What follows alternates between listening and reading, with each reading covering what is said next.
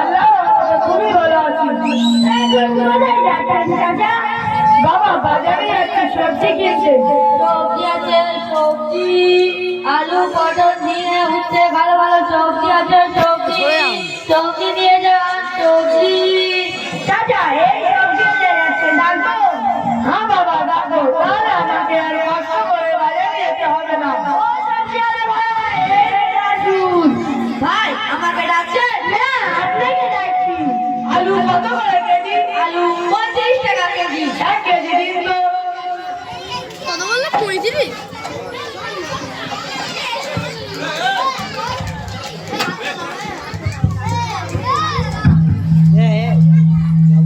এখন আলুর দাম 35 টাকা, যদি 35 তখন 20 হলো।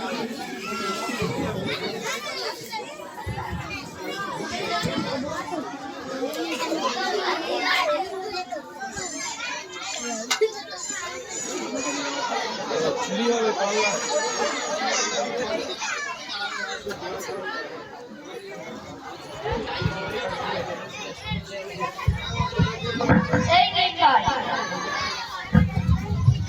এই নিন টাকা। দেখো তো বাবা, আলুটা মনে হচ্ছে আলুটা কম আছে। না 1 কেজি হতে পারে না, আর একবার ওজন করুন ভাই। একবার আমি বারবার ওজন করতে পারবো না, আমাকে আরো অন্য জায়গায় যেতে হবে। আরে ভাই, আপনি তো বললেন 1 কেজি আলু 35 টাকায়।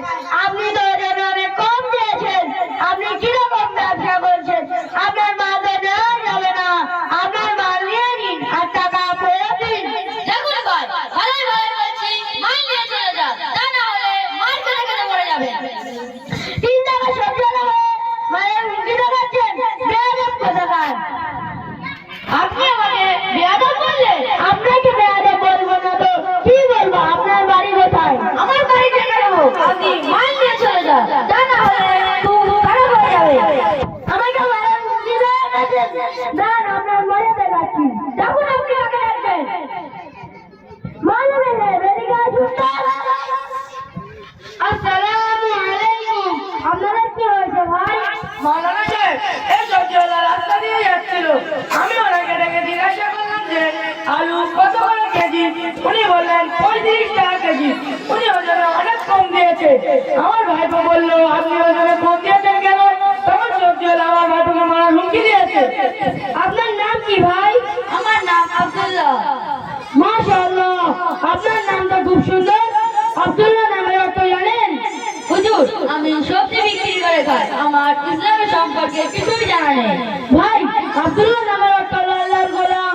আর আপনি আল্লাহর গোলাম হয়ে কম দিচ্ছেন।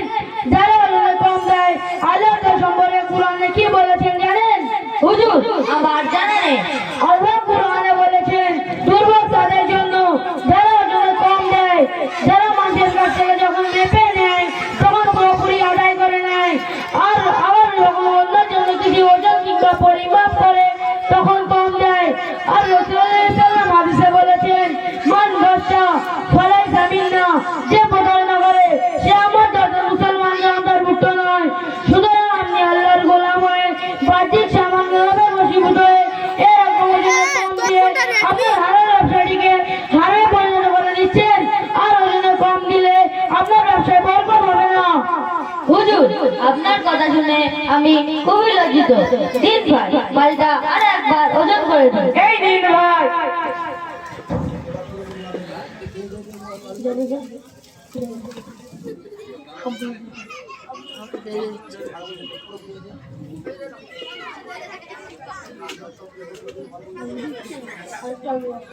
বাবা সবজিওয়ালা, তুমি কম দিচ্ছ, তুমি বাড়িতে এসো, তোমার হাত খাইব হাত পা।